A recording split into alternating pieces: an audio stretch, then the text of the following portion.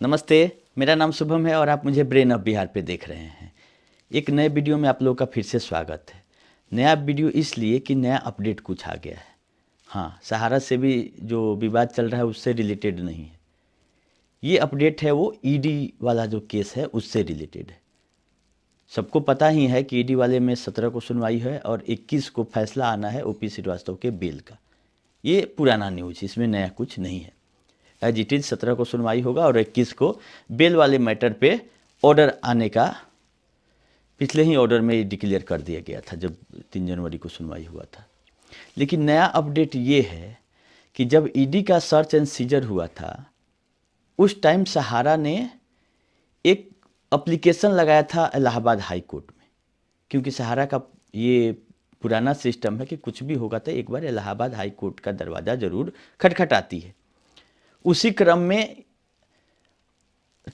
आपका एक एप्लीकेशन लगाया गया था ये आपका इलाहाबाद हाई कोर्ट में, उसको डिसमिस कर दिया गया था। नट सेल में यही है, लेकिन उसका 29 पेज का ऑर्डर है। उस पेज में क्या क्या सहारा ने अपना पक्ष रखा और उसको डिसमिस करने के बाद 3-4 महीना के बाद नया उसमें क्या है ये बताने लायक है कि उस ऑर्डर को लेके चली गई है सहारा सुप्रीम कोर्ट।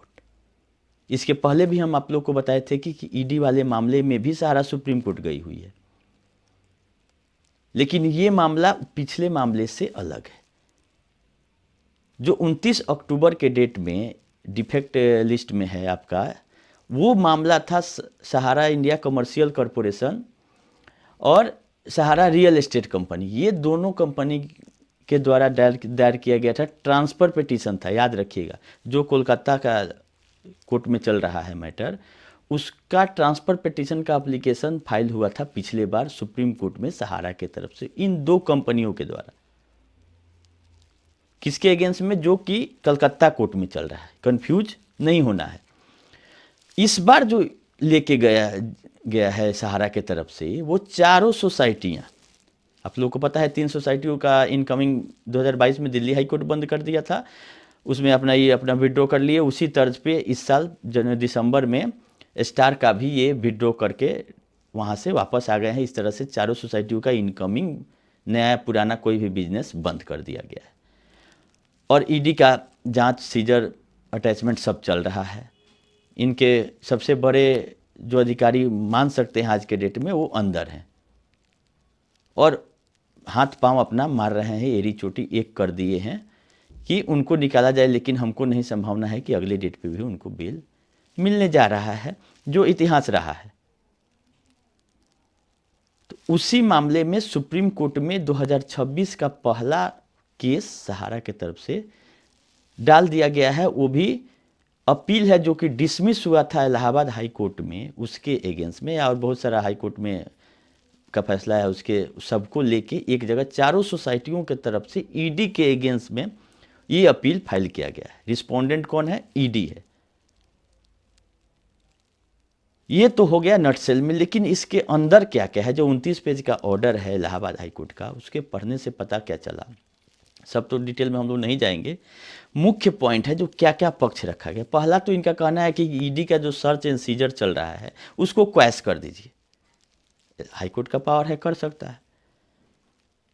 लेकिन पहले तो जुडिक्शन के लिए इसमें लड़ाई हुआ कि आप इलाहाबाद हाई कोर्ट में क्यों फाइल कर रहे हैं जब कोलकाता में आपका केस फाइल है। ईडी वाला हमारा इंडिया जो था उसका कार्यालय कलकत्ता में था और तो कलकत्ता हाई कोर्ट में मामला जाना चाहिए, ईडी के एडवोकेट का कहना है। लेकिन इनका कहना है कि मेरा सारा गिरोह जो है वो लखनऊ से शुरू से चलते आया है और बहुत कुछ अपना ये पक्ष रखे हैं कि हम लखनऊ में एक बार आजमाते ज़रूर है, इसलिए हम यहाँ पे आए हैं। लखनऊ में ही सर्च सीजर आपका हुआ, हमारा प्रॉपर्टी सब कुछ यहीं अटैच हुआ है। तो बहुत सारा अपना ये दलील दिए हैं और ईडी पे भी सवाल खड़े किए हैं कि जब उड़ीसा में जो एफआईआर हुआ था उसके अगेंस्ट में ईडी का सर्च एंड सीजर हुआ, तो ईडी भी तो कलकत्ता अपना जगह चुना है ये केस फाइल करने के लिए। ये उड़ीसा भुवनेश्वर में क्यों नहीं ईडी अपना केस फाइल कराया? तो दोनों तरफ का देखते हुए, हालांकि एप्लीकेशन तो डिसमिस है, लेकिन अंदर जो 29 पेज में दोनों तरफ से पक्ष रखा गया है और इसमें ये भी बहुत ही मार्केबल बात है कि कपिल सिब्बल साहब के द्वारा इसमें अपना पक्ष रखा गया है। इसका मतलब क्या हुआ कि कपिल सिब्बल साहब सहारा के तरफ से अपीयर हुए होंगे इलाहाबाद हाई कोर्ट में भी, खाली सुप्रीम कोर्ट तक नहीं है, उनको उठा के लेके गया होगा कि साहब चलिए आप ही अब सहारा हैं, बचा सकते हैं ईडी से, लेकिन वो भी नहीं बचा पाए हैं। तो कपिल सिब्बल साहब का दलील था, इसीलिए बहुत लंबा चौड़ा ऑर्डर, ऐसे तो नहीं है कि वो फ्री का पैसा लेते हैं, अपना तो काम वो लोग करेंगे ही। चारों तरफ से बचाया गया। इसमें पिनक पानी मोहंती वाला का भी केस का जिक्र है कि रिफंड हो रहा है, ये हो रहा है। तो ईडी के एडवोकेट का कहना है कि मुद्दा से भटकाइए मत कोर्ट को, आप आए हैं चैलेंज करने के लिए कि आपका सीजर और जो सर्च एंड सीजर लीगल है नहीं है, इस पे बात कीजिए। तो इसमें सहारा से भी केस का भी जिक्र है कि ईडी ने 2014 में भी एक फाइल किया है केस, जो कि सहारा से भी में अटैच है। प्रॉपर्टी अटैच करने के लिए जब आप संजीव खन्ना साहब को सुन रहे होंगे पिछले सुनवाई में, तो उन्होंने बोला था कि ईडी को इंटर करने देंगे तो कुछ नहीं मिलेगा, क्योंकि ईडी भी उसमें भी अटैचमेंट जो करने के लिए सुप्रीम कोर्ट में परमिशन के लिए केस फाइल करके रखी हुई थी। इन्हीं बोला गया है कि ईडी की तरफ से कोई अपीयर नहीं हुआ है केस में। सहारा से भी का जब सुनवाई हो रहा था, ईडी पे ही उल्टा बोल दिए हैं कि कोई अपीयर ही इनके तरफ से नहीं हुआ। जो 2014 में रियल एस्टेट और हाउसिंग का वो एफसीडी का मामला था, उसमें ईडी ने केस दर्ज किया था। लेकिन ये नया जो केस है ये सोसाइटियों के अगेंस्ट में है। और क्यों है? क्योंकि एफआईआर हुआ था। हम लोग जो बोलते हैं कि संगठन वाले लोग हैं, चाहे कोई भी संगठन हो, एफआईआर करो, जागरूक बनो, तब जाके सहारा से कहीं ना कहीं पैसा निकल सकता है, नहीं तो वो भी नहीं निकलेगा।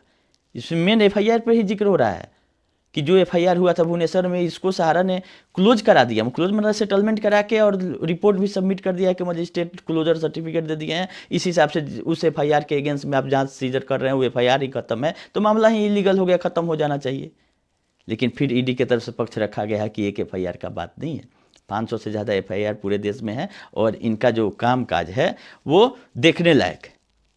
कितने लोगों को ये मूर्ख बनाते आए हैं। ईडी का पक्ष इसमें बहुत मजबूत है कि जमाकर्ताओं को ये जब भी मैच्योरिटी पूरा होता है, नया सर्टिफिकेट नया एंटिटी में ट्रांसफ़र कर देते हैं। वहाँ भी बोला गया ईडी की तरफ से ऐसा कंप्लेन नहीं है। अपने आप ऐसा आप एक्यूज नहीं सुनिएगा कि ये बोल रहे हैं कि हमको बर्ड्स एक्ट में आप पनिश कीजिए। अगर हम पेमेंट नहीं कर रहे हैं तो 2019 से एक बर्ड्स एक्ट आया है, अनियमित जमाकर्ताओं जमा कोई ले रहा है उसके अगेंस्ट में। तो इनका कहना है कि ईडी का क्यों सर्च एंड सीजर होगा?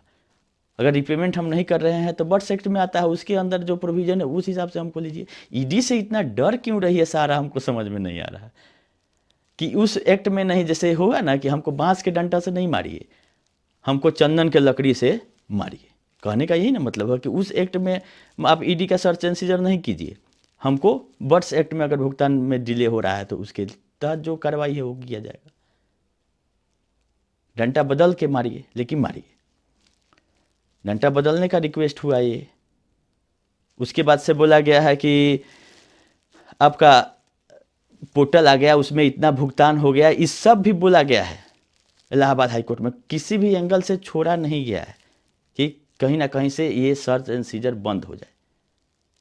इलीगल साबित हो जाएगा तो इसी स्टेज में रुक जाएगा, क्योंकि अगर उस केस के अपील में जाएंगे तो उसमें तो चार्जशीट में पूरा इसका कच्चा चिट्ठा खोल दिया है ईडी ने, वहाँ तक जाने देना ही नहीं चाह रही है। ये चाह रही है किसी माध्यम से क्वैश हो जाए जो सर्च एंड सीजर है, वही पूरा सिस्टम है। इसी को चैलेंज सुप्रीम कोर्ट में किया गया है कि कहीं ना कहीं से कुछ अगर होता है 1% भी तो सबसे हम बच जाएंगे। ये भी बोला गया कि जब 9 कंपनियों का जांच SFIO कर रही है, आप बर्ड्स एक्ट में इसका कीजिए, तो 9 कंपनियों का जांच कर रही है, तो बोला गया है कि वो SFIO जांच कर रही है तो दूसरा कंपनी उसमें इन्वॉल्व नहीं होगी, दूसरा जांच एजेंसी नहीं जांच कर सकता है। तो इसमें सबका निचोड़ निकाल के जवाब एक एक पॉइंट पे ईडी के एडवोकेट ने दिया है, उसको लिखा गया है इसमें कि बर्ड्स एक्ट में ऐसा नहीं है कि किसी और एक्ट के प्रोविजन को रोक दे, वो एडिशनल है। ऐसा कहीं नहीं है कि किसी और बर्ड्स एक्ट अगर लग गया तो कोई और एक्ट नहीं लगेगा, IPC का धारा नहीं लगेगा, ये जवाब दिया गया है। वैसे ही बोला गया SFIO भी अगर जांच कर रही है तो 9 कंपनियों की कर रही है, न कि चारों सोसाइटी का कर रही है। फिर इसमें इंटरनल एक ऑर्डर दे दिया गया था बीच में, ये तो जुलाई से जांच ही शुरू हुआ था, जुलाई 2024 से, और सब मिला जुला के ये जो ऑर्डर आया है वो अक्टूबर का है, अक्टूबर 2025 का, 17 अक्टूबर का। तो 1.5-2 साल में ईडी ने बहुत ही बेहतरीन काम किया है, चारों तरफ से उसको क्लीन चिट मिलते जा रहा है कि वो सही काम कर रही है।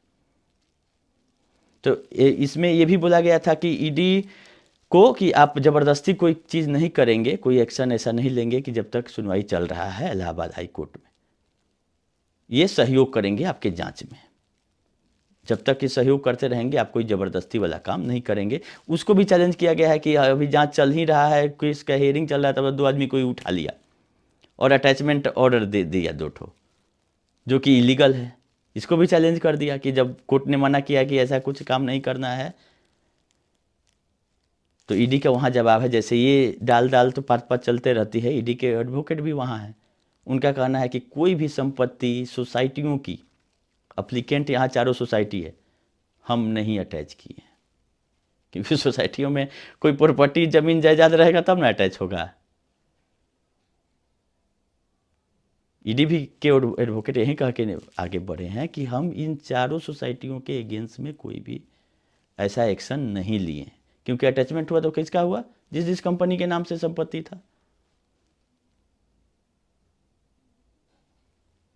तो इस पॉइंट पे भी इनको खारिज किया गया, और मिला जुला के लास्ट में यही बोला गया है कि जो सर्च एंड सीजर चल रहा है ईडी का, इसमें हाई कोर्ट इंटरफेयर करना ठीक नहीं है। कोई भी ऑर्डर में जो चीज़ लिखा हुआ है इससे अफेक्ट नहीं करेगा जो ट्रायल कोर्ट में मामला चल रहा है, मतलब कलकत्ता के जो कोर्ट में चल रहा है सेशन कोर्ट में, उससे अफेक्ट नहीं होगा। इस पिटीशन को कपिल सिब्बल के दलील के बाद भी डिसमिस किया जाता है।